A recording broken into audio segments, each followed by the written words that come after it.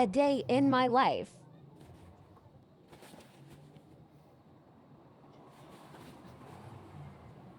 So, ayan ay natutulog pa ako ng mga oras na ito at ilalamok na pala ako. Ginakagat na ako ng mga lamok, hamuki. So, ngayon, bangon na ako kay it's almost 6 p.m. na and basta kapuyay kayo din. Ako nang giplaster ang among mga gamit. Akong gipilo ang mga bado pantalon, then ginaseparate ko sila pagbutang.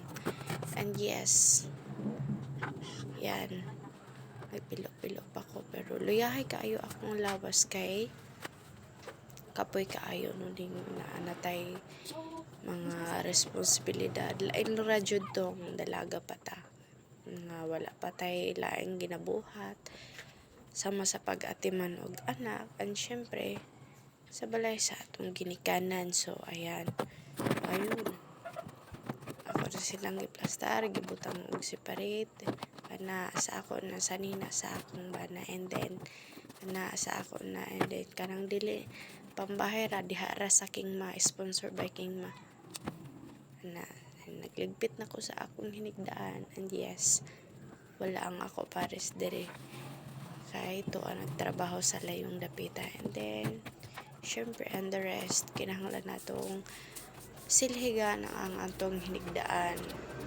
Then kana nagkuha na kog tuwalya kay para maghilamos, pero before that keep safe muna yung earphones natin. And pagawas na ako is gabi na jud siya kayo, dugumay na sa gawas, and ayon naao dugumay na kaayong palibot.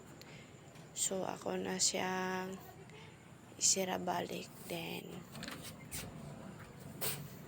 maghilamos na dayon ko.